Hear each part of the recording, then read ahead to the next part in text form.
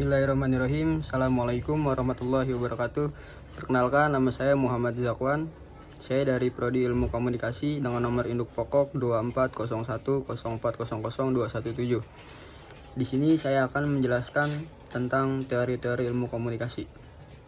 Teori-teori komunikasi yaitu terdapat teori yang menjelaskan proses komunikasi, baik komunikasi massa, komunikasi organisasi, dan maupun komunikasi lainnya. Oke, selanjutnya saya akan menjelaskan tentang teori-teori komunikasi, yaitu teori komunikasi terdapat beberapa bagian. Teori komunikasi transisional menekankan bahwa komunikasi adalah proses dua arah yang saling mempengaruhi antara pengirim dan penerima pesan. Komunikasi tidak dilihat sebagai satu arah, melainkan sebagai sebuah transaksi yang terus-menerus terjadi. Selanjutnya terdapat teori komunikasi linear, menyebutkan bahwa komunikasi adalah proses linear yang melibatkan pengirim, pesan saluran, dan penerima. Model ini menekankan pentingnya pengiriman pesan yang jelas dan tanpa gangguan. Dan selanjutnya itu terdapat teori konstruksivisme. Teori konstruksivisme yaitu fokus pada bagian individu membentuk makna dari pesan yang diterima berdasarkan pengalaman, pengetahuan, dan interpretasi pribadi mereka. Mungkin komunikasi di sini dilihat sebagai konstruksi bersama antara pengirim dan penerima. Dan selanjutnya terdapat teori sosial kognitif atau dari teori yang menyatakan bahwa manusia belajar melalui observasi terhadap perilaku orang lain, termasuk melalui media massa. Proses komunikasi dalam teori ini melibatkan observasi, imitasi, dan pembelajaran sosial. Dan selanjutnya terdapat teori penetapan agenda. Teori penetapan agenda itu menggambarkan bagaimana media massa mempengaruhi perhatian publik terhadap isu-isu tertentu, sehingga pesan yang disampaikan dapat menetapkan agenda atau fokus perhatian masyarakat. Selanjutnya terdapat contoh teori gerakan sosial. Teori gerakan sosial ini menyoroti bagaimana komunikasi berperan dalam membangun kesadaran dan memotivasi individu untuk terlibat dalam perubahan sosial atau gerakan sosial. Dan selain itu juga terdapat teori framing, menyatakan bahwa cara media atau individu mengemas informasi dapat memengaruhi bagaimana audiens menafsirkan suatu peristiwa atau isu. Teori interaksi simbolik. Isu teori interaksi simbolik ini berdasarkan pada gagasan bahwa individu menciptakan makna melalui interaksi sosial dan simbol-simbol yang digunakan dalam komunikasi seperti bahasa dan tanda-tanda.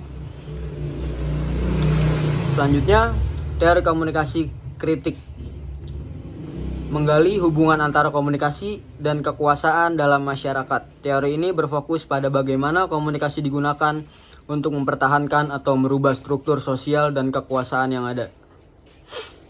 Dan selanjutnya terdapat teori ekspresi diri, yang dimana teori ekspresi diri itu memfokuskan pada bagaimana individu menggunakan komunikasi untuk mengekspresikan diri mereka, memperjelas identitasnya, dan membangun hubungan sosial antara masyarakat dan masyarakat lain. Teori-teori ini berkontribusi pada pengembangan pemahaman komunikasi dalam berbagai konteks, mulai dari komunikasi interpersonal hingga komunikasi massa. Komunikasi di sini dilihat sebagai konstruksi bersama antara pengirim dan penerima. Teori sosial kognitif menyatakan bahwa manusia belajar melalui observasi terhadap perilaku orang lain, termasuk melalui media massa. Proses komunikasi dalam teori ini melibatkan observasi, imitasi, dan pembelajaran sosial. Selanjutnya terdapat teori penetapan agenda, menggambarkan bagaimana pada media massa mengaruhi perhatian publik terhadap isu-isu tertentu, sehingga pesan yang disampaikan dapat menetapkan agenda atau fokus perhatian masyarakat. Dan selanjutnya itu terdapat teori spiral of silence. Teori spiral of silence menjelaskan bahwa individu cenderung menyembunyikan pendapatnya jika mereka merasa opini tersebut adalah minoritas. Hal ini terjadi karena mereka takut diisolasi secara sosial. Dengan kata lain, opini mayoritas akan semakin dominan karena kurangnya keberanian dari opini minoritas untuk bersuara. Kaitan teori ini dengan kasus di masyarakat. Teori spiral of silence relevan dengan fenomena perundangan di media sosial. Misalnya, jika seseorang memiliki opini berbeda tentang topik kontroversial seperti undang-undang tertentu, mereka mungkin enggan mengungkapkan di media sosial karena takut dihakimi atau dihujat.